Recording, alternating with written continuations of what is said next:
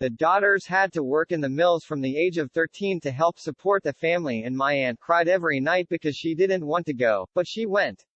She eventually took up training when her own children were teenagers and became a teacher. So where there's a will, there's a way. If you don't feel sorry for yourself and just get on with things the best way you can. Harry has a negative outlook and blames everyone for his misfortune when, in fact, he lived a life of privilege where he wanted for nothing and had anything he needed available to him.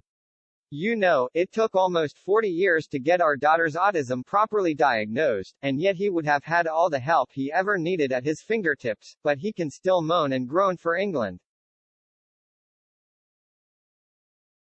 With the Duke of Sussex's tell-all autobiography set to land in bookstores ahead of Thanksgiving and Christmas in the United States, columnist Daniela Elser bluntly forecasted the memoir to potentially become the most painful chapter yet in the long and sorry tale of Megxit.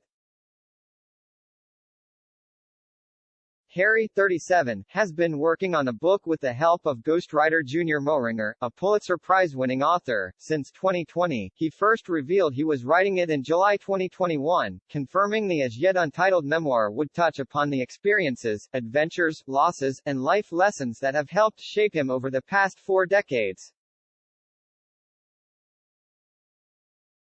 Half-wit Harry a leader? That's got to be a joke surely. So, rich boy, who has never even had to tie his own shoelaces, has written an inspiring, courageous, and uplifting human story all by himself?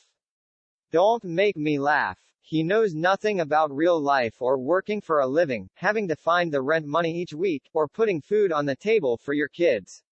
Please stop the rubbish.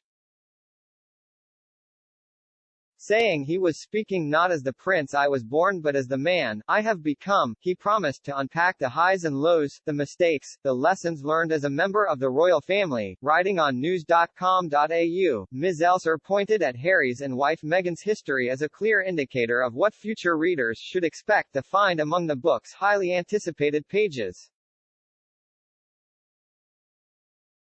She said, given we are talking about Harry, a man who went on global TV screens alongside his wife Meghan, Duchess of Sussex, to accuse the firm of racism and neglectful treatment at a time when thousands were dying a day of COVID and while his 99-year-old grandfather was in hospital, does anyone really think all we are going to get is a feel-good read? She continued, several hundred pages of self-important bleating and the occasional smoothie recipe is thrown in. At this stage, all indications would point to Harry's book potentially being the most painful chapter yet in the long and sorry tale of Megxit.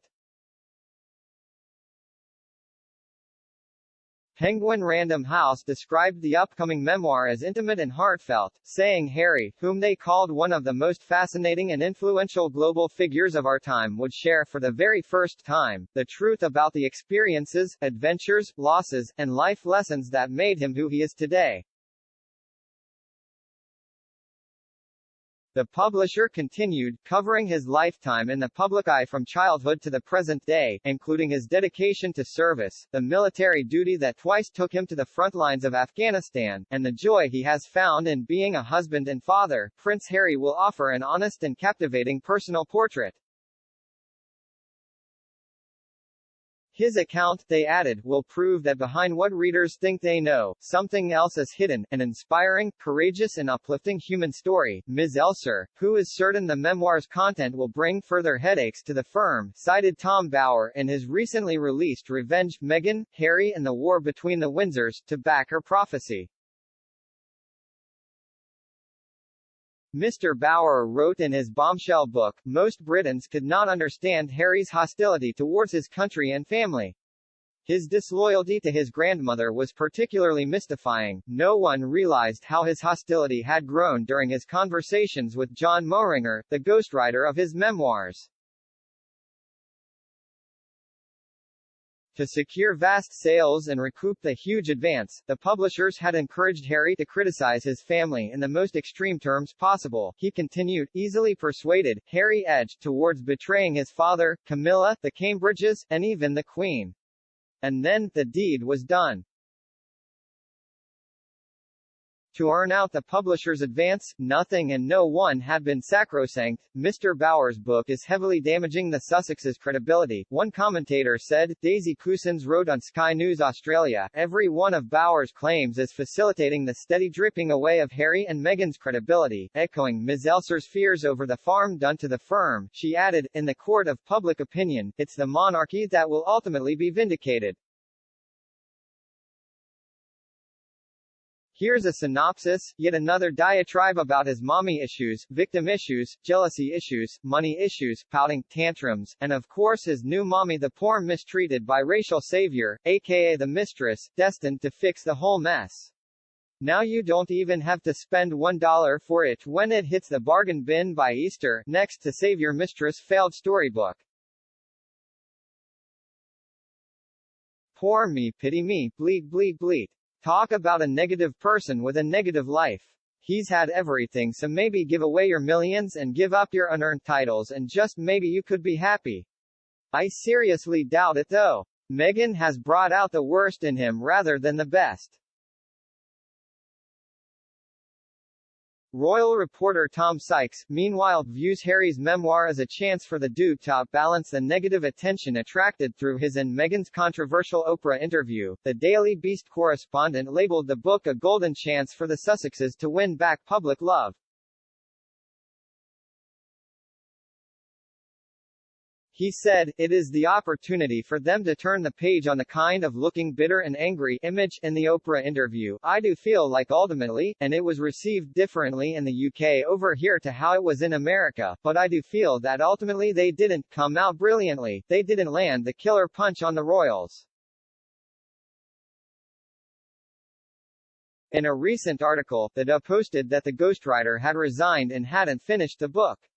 It gave the reason that he thought his credibility would suffer being associated with the couple.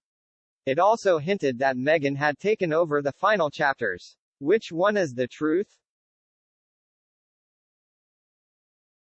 Self-important bleating, so, no change then. That's all he ever does. Poor me, my mummy died, I am a victim, I am a middle-aged baby and my dad no longer financially support me. Oh, by the way, my mummy died. Also, did I mention my mummy died? Same old bleating. This winds me up about his tours of Afghanistan. I did 2 tours and he was heavily protected and used all assets available for a photo opportunity, special forces operatives, helicopter support, etc. These assets were taken away from troops conducting operations, just to enable him to look good. His second tour was the same. His news coverage was all staged and managed, seeing him run to the Apache whilst the alarm sounded. All for the media. He first revealed he was writing it in July 2021, confirming the as yet untitled memoir would touch upon the experiences, adventures, losses, and life lessons that have helped shape him over the past 4 decades. Experiences, with drugs adventures, I am loving the kids' parks in California. The swings are awesome. Losses, daddy cut me off financially and daddy took my crayons away the day before my wedding. Life lessons, I was trapped in the royal family and I didn't know it until Meghan told me. Meghan taught me many other things about my life in the RF and my feeling that I didn't know until she told me. So the book is not based on being born a prince but instead on the man he has become. Interesting, so it's about a ginger whining, preaching, a childish scrounging hypocrite who is married to a money-grabbing sly, nasty narcissist. I will probably end up in the bookshop bargain bucket next to Meghan's Child Story and Omar Scooby's Finding Freedom, which is currently selling at a 70% discount. Still, it should provide cheap fuel for the fire in the cold winter months. There are children who lose a parent and don't have the privileged life he had where cost is nothing and he had access to all the help he needed. My grandmother had 15 children, 12 of whom lived to adulthood. She died when the youngest 4 were under the age of 10 and they lived a hard life but never complained or felt sorry for themselves.